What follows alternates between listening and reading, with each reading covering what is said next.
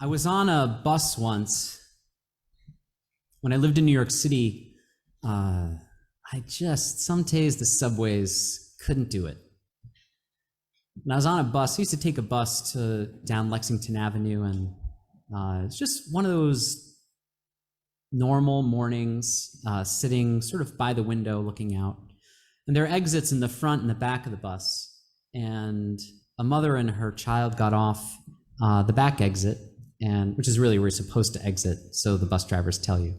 And they were just sort of walking along and going up the curb after getting off the bus there. And mom was looking at her BlackBerry, which will tell you how long ago this was.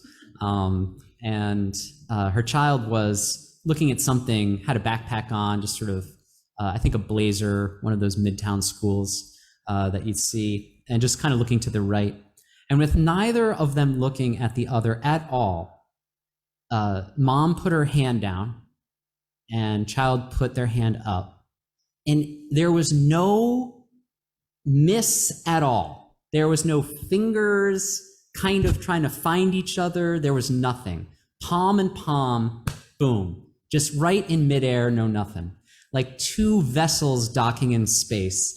I realize I'm blowing this way out of proportion, but when I tell you how beautiful it was, that the mother knew exactly the height of the child knew exactly the height of the mother, and boom. Now, for all the mothers and fathers and other aunts and uncles, this is probably not something surprising, right? I mean, this happens, right? But this moment was just so beautiful to me.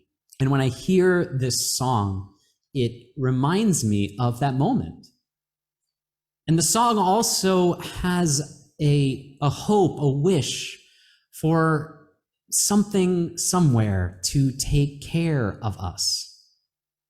It's a song that's hard for me to get through without getting a little teary. When I know the history and I know these things, this yearning for this hope that there is something taking care of us. It's hard to think that way sometimes. Many of us in this community actually think it's better not to think that way, feel that perhaps some supernatural idea of being taken care of by a being is just not the way some choose to believe. Others hold to it dearly, which is one of the beauties of being in a Unitarian Universalist place, is that we can believe a lot of things. This week, I don't normally talk about his articles, but Brooks's column in the New York Times this week was particularly scary and sad. He really was. I always have a trouble, like most Unitarian Universalists, with articles or sermons or things that are written without solutions, and that was one of these. It was sort of a long list of problems and not a lot of solutions. One of the things he noted was that in 2021, the miles driven by people were way down in cars, but automobile deaths were way up, more than 21% actually over 2020. The incidents of driving drunk were way up. The incidents of domestic violence were way up. The incidents of suicide were way up. When I said we want to take 2021 and we're going to put it in the dumpster and set it on fire, that was a ministerial suggestion. And I say that not to make light of 2021. It was where many people suffered, but many people found new life. Many people found new purpose, have found meaning in that year. But it was a hard year. And at the end of the article, he noted that for the first time in American history, church membership dropped below 50% of the population. So I read this article and I reached the conclusion that we all have reached. Get to church, people. I mean, I didn't do that well in symbolic logic, but I mean, I'm following the trajectory here. Get to church, people. Now, this week, also, really the past week, I needed a week to absorb it. We experienced the death of Sidney Poitier, And thank you so much for being here, Becky, and thank you so much for that rendering. It was so beautiful. To Sir with Love. In a way, that hit song became iconic for a few different reasons.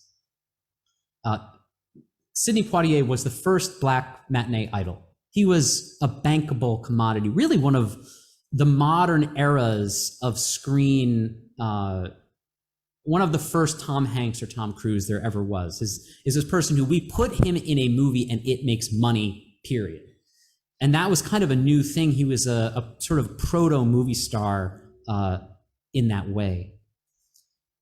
He had a choice to make then. There was a lot going on in the mid-'60s when Sidney Poitier was coming up as a true icon. It was earlier that he had won his Oscar, and we'll talk about that later, but one of the people who came together and were at power at that time, it shouldn't be surprising that Sidney Poitier and Dr. Martin Luther King were together a fair amount. In fact, in one story, Sidney Poitier needed to deliver some money to the Freedom Riders in the South. And the person who had the money, it was like $70,000, was a more radical friend of his who chose a more radical approach to taking part in this work, but it was Harry Belafonte. So Harry Belafonte goes up to Sidney Poitier and says, we got to get $70,000 down to Dr. King.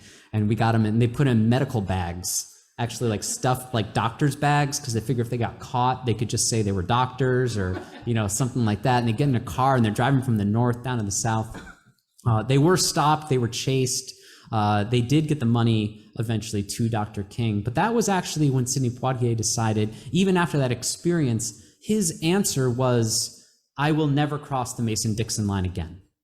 That was what he said. And Harry Belafonte chose a different tack to remain, and probably at the peril of his miraculous career, to be an advocate, to be more in front, to be more radical.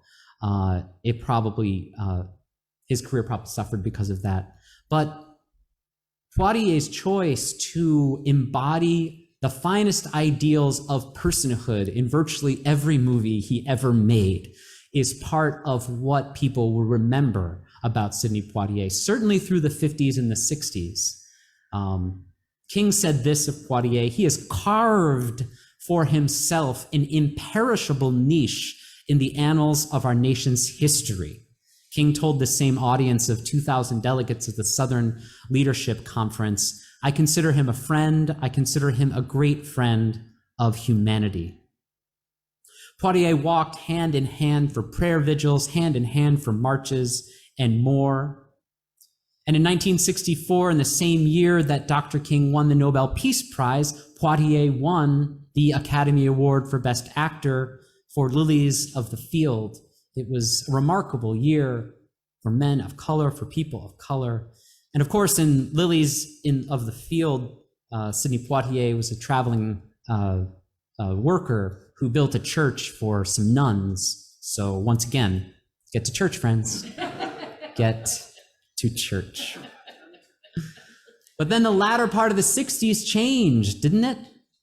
How could it not? A more militant vein of justice seeking came about, and there's part of this article written about Poitier on CNN.com, and the writer says this: when Poitier stepped to the lectern that evening, he lamented the greed, selfishness, indifference to the suffering of others, corruption of our value system, and a moral deterioration that has already scarred our souls irrevocably. On my bad days, Poitier said, I am guilty of suspecting that there is a national death wish. The resonance of words from decades ago coming into today is eerie at times. Some call it grace, hearing something from the past and meaning something now. So many of us have been watching and seeing and wondering about so many people we know and love maybe having a death wish of sorts. Some theologians say that there really are only two actions: death-driven actions and life-driven actions. Not that there's anything wrong with the death-driven action if that's what we want to take, but it does take some awareness. How are we choosing our actions? Is this life-giving? Is this death-bringing? And this is, it was a very common philosophy around the nuclear proliferation era. But Poitiers on screen was all ideals. His characters between 1967 and 1968 were these. The lead, the Sir in To Sir with Love, In the Heat of the Night, and Guess Who's Coming to Dinner. Those were 3 in a row. You don't get a lot of 3 in a rows like that, ever. The Academy Awards that year were 6 days after the killing of Reverend Dr. Martin Luther King Jr. When Poitiers took the stage to present an award, he received a huge standing ovation. And In the Heat of the Night and Guess Who's Coming to Dinner took home most of all the major awards. What must that have felt like? Someone who chose the safety, the ideals, the greatness to stay above the Mason-Dixon line, a man of color, a man of principle, a man of ideals, 6 days after his friend who chose a life of activism south of the Mason-Dixon line, hand over hand across a border, gone forever from this life, remembered forever for his words. And that was quite a year. The rest of the films in that year, there may not have been quite a year like that. In the Heat of the Night, Guess Who's Coming to Dinner? That year was also The Graduate, Bonnie and Clyde, Cool Hand Luke, Camelot, In Cold Blood, The Dirty Dozen, and my favorite, Thoroughly Modern Millie. But it's a big year for the music. But that's quite a year to be, when you are at the top of the game of Hollywood in that year, you have arrived. But that week in America changed America forever. The urgency for change led society in new directions, new approaches. The respectable image of Black characters in the 60s started to be criticized. The very roles that Poitiers was famous for started to become something that people actually reviled, said is not showing the fullness of the humanity, is not showing the fullness of a human. Now, it's not like Sidney Poitier didn't know what he was doing when he chose those roles. He had plenty of other things to read, plenty of other kinds of roles to do. He was getting plenty of scripts, and he was choosing the ones that appealed, that projected the best image he could to whom? To the people in power, to white moderates and white liberals. That was his audience. His choice, his strategy was to keep in the fold those people who held the sway, held the power. And that strategy was also followed by Dr. King, followed in campaigns for voting rights, for civil rights, and many other rights. That was the same choice that was being made in different ways, but it burned Dr. King at times when he would reach out to his moderate clergy, his well-meaning white people, and was left hanging, was left with inaction, was left with so much more that he needed to do. These were his words from the letter from the Birmingham jail, one of the great pieces of writing available to us. His words, "I must confess that over the last few years I have been gravely disappointed with the white moderate.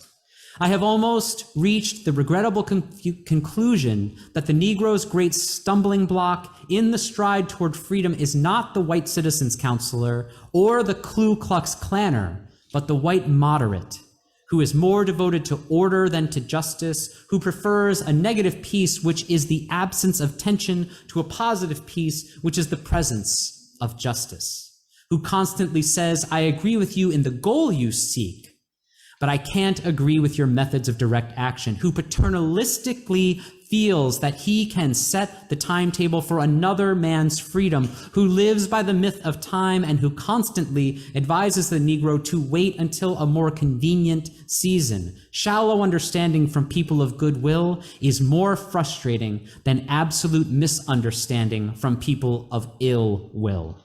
Lukewarm acceptance is much more bewildering than outright rejection." Hard words to hear. They were a response to a piece, a letter called A Call to Unity, written by liberal white clergy who wanted to wait, wanted peacetime, wanted to do this work. And it was 2 years later that King would address the UUA with the words that Martina read and suggested the beginning of the International Association of the Advancement of Creative Maladjustment. Creative maladjustment, I think, sometimes describes a lot of us here. I say to those who I find to be creatively maladjusted, you got to get to church. And I know just the right church for you. Comfort and ease is important now, I get it. But there are things we should never be adjusted to, right? Now, it doesn't mean we got to have outrage all the time. I mean, if that's your gear, I get it. That's your gear. But it can stay under the surface. It can stay like a pebble, like a burr under the saddle, like the pea for the princess under the mattress, because taking action on things to which we are not adjusted actually helps heal the wrongs of the world and helps us feel better. It's kind of a selfish action, to be perfectly honest. Changing the world for the better helps us. Poitier knew the whole time that the creative choices he was making were to play characters that were not perhaps as fully developed as they could be, and it sat with him. He knew it. He was not fully adjusted to it. He knew his place in the time and the order of things and waited for something more. His star did dim in the more radical times, and he remained maladjusted to playing these pinnacles of moral uprightness, even when winning Oscars and taking the stage to thunderous applause in the shadow of the slaying of his good friend. And later in life, he went on to play all kinds of characters. And one of them, don't sleep on it, friends, is one of my favorite movies, Sneakers. If you've not seen Sneakers with Robert Redford, Sidney Poitier, I mean, what an amazing person. His comic timing, everything in that movie is unbelievable.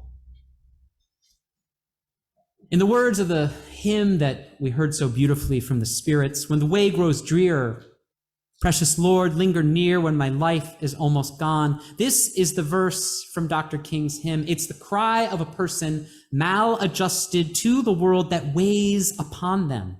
Hear my cry, hear my call, hold my hand lest I fall. Take my hand, precious Lord, lead me home. Like a parent holding the child in this space we can barely see. Of course, the strength of Dr. King takes from the language of this verse, and many may not feel the same way or receive the same strength and hope from an idea of a God or of a creator, but still this sense of being taken care of, this sense of coming home, of knowing that we are not doing this work alone is one of the most powerful human impulses we can ever know. We got to get to church, my friends, and not even that we don't do it alone. We must do this work, for it is the kind of care, the kind of love that takes our hand through the hardest and most trying times, the sense of intimate love right behind us, like a child stepping up on its curb to find the hand of their parent. We must have the support of those who care for us, the support of those who love us, and sometimes those who just put up with us, because sometimes that is what church is about. The amount of creative maladjustment, so many of us feel the wider world of faith and belief to the wider world of complacency and comfort to the wider world of a larger, more numerous faith is exactly what led us here to this home. We are in many ways the International Association of the Advancement of Creative Maladjustment, friends. At least we are the national chapter so far. And around us in these times, more people are taking more dangerous actions. Less people are members of churches like this. Well, I have something to say to them, and you know what I'm going to say. Get to church, friends. To a church that says, take my hand and come with me to a place where the liberation of one only comes with the liberation of all. To a church that says, take my hand and come with me to a place where we do not have to believe alike, to love alike. To a church that says, take my hand and come with me to a place where being maladjusted to hate, maladjusted to intolerance, maladjusted to this hurting world means something might have led you home here with us at last. Come and go with me. Take my hand, friends. Let's get to church.